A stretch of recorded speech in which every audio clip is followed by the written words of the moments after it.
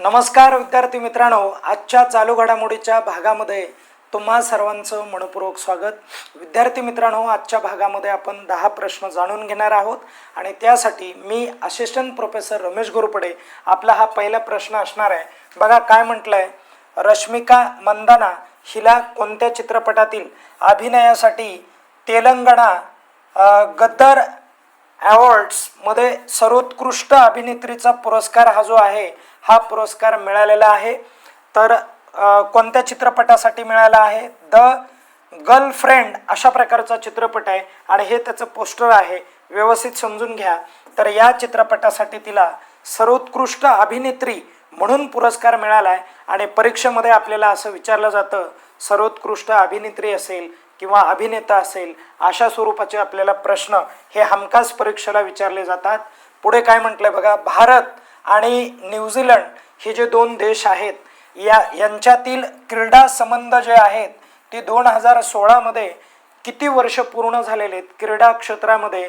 तर 100 वर्ष मित्रांनो या ठिकाणी काय झालेले आहेत, पूर्ण झालेले आहेत। म्हणून ही एक आपल्यासाठी अभिमानाची गोष्ट आहे की दोन देशामध्ये 100 वर्षापासून आपण विविध स्वरूपाचे जे काय खेळ आहेत 1926 पासून खेळत आहोत, हे लक्षात राहू द्या। ओके, चांगले संबंध आहेत। त्यानंतर पुढे जाऊयात, भारताची पहिली रिंग मेट्रो म्हणजे कळाले ना तुम्हाला? बघा या पद्धतीने बघा हे, तर सोनिया विहार पासून ही जी मेट्रो आहे ही इकडे माजलीस पार्क या ठिकाणी जाते, इथून पुन्हा तर मौजपूर बाबरपूर इथून ती कुठं जाते, परत इथे येते।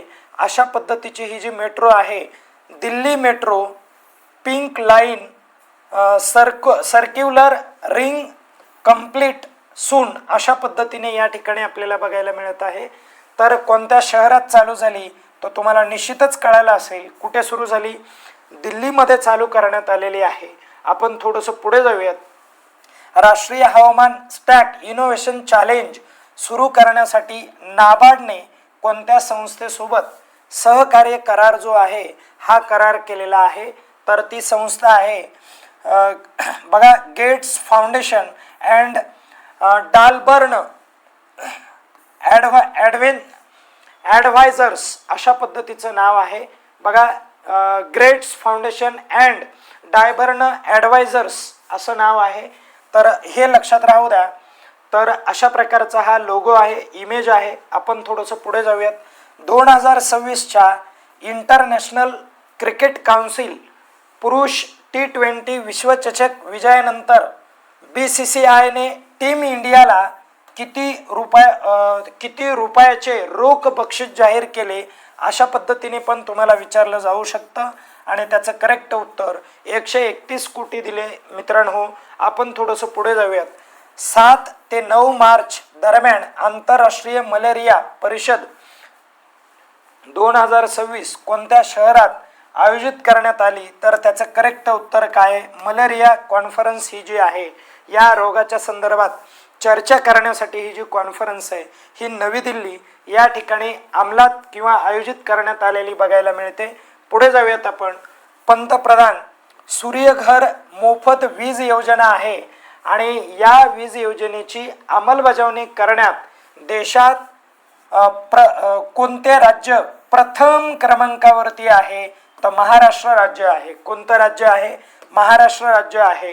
बघा प्रधानमंत्री सूर्यघर मोफत वीज योजना अशा प्रकारचे पॅनलवरती टाकले जातात आणि फेब्रुवारी 2024 पासून केंद्र सरकारच्या प्रधानमंत्री सूर्यघर मोफत वीज योजने अंतर्गत 30 लाखाहून अधिक घरांमध्ये रूफटॉप सोलर प्रणालीची स्थापना या ठिकाणी पूर्ण झालेली तुम्हाला महाराष्ट्रामध्ये बघायला मिळते। आपण पुढे जाऊयात, बघा काय म्हटलंय, लोकमत साहित्य पुरस्कार 2026चा हा जीवन गौरव पुरस्कार कोणाला जाहीर झाला? तर त्याचं करेक्ट उत्तर काय आहे?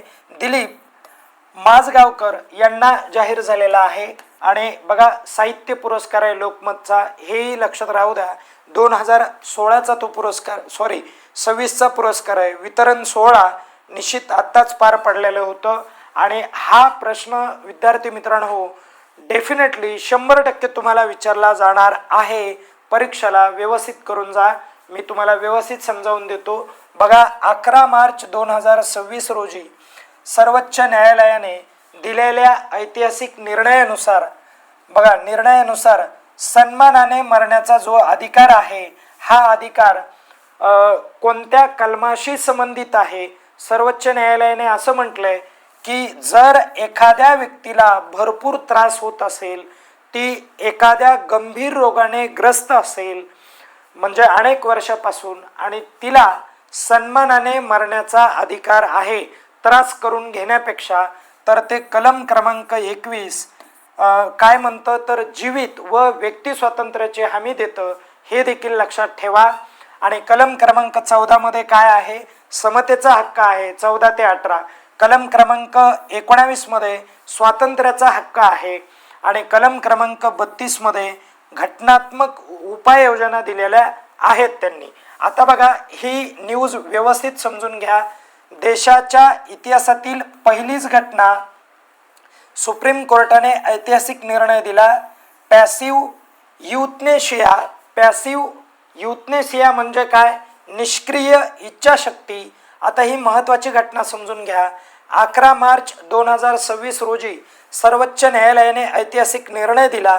13 वर्षापासून कोमात असलेल्या 32 वर्षीय हरीश राणा, हे नाव तुम्हाला लक्षात ठेवायचंय, हरीश राणा. ओके, याला पॅसिव्ह युथनेशिया म्हणजे निष्क्रिय इच्छा मरण अंतर्गत जीवन रक्षण प्रणाली, ज्याला तुम्ही लाईफ सपोर्ट म्हणता, काढून घेण्याची जी काय परवानगी आहे ही सुप्रीम कोर्टाने दिली. आणि पुढे सुप्रीम कोर्टाचा निर्णय बघा.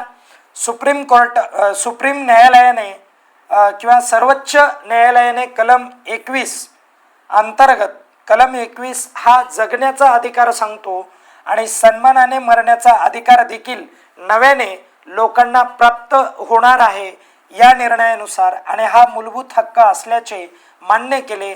हा निर्णय बघा, हा निर्णय मानवी सन्मान आणि वैद्यकीय नैतिकता या तत्वावर आधारित आहे. आणि पॅसिव्ह युथनेशिया म्हणजे काय तर रुग्णाला कृत्रिमरित्या जिवंत ठेवणारी जीवन रक्षक प्रणाली, म्हणजे लाईफ सपोर्ट जी असते जिवंत ठेवणारी, या पद्धतीची याला काय म्हटलं जातं तर याला एक लाईफ सपोर्ट प्रणाली म्हटलं जातं. ही काढून घेतली जाते आणि या अशा पेशंटला नैसर्गिक मरण येऊ दिलं जातं, नैसर्गिक मृत्यू होऊ दिला जातो. आणि हे आपल्याला विचारलं जाईल परीक्षेमध्ये. कलम क्रमांक 21 हमखास लक्षात ठेवा, इथे तुम्हाला यावरती प्रश्न विचारला जाणार आहे. बघा पॅसिव्ह युथनेसिया लाईफ सपोर्ट प्रणाली या ठिकाणी विचारात घ्यावी लागेल आपल्याला. पुढे जाऊयात. शेवटचा प्रश्न.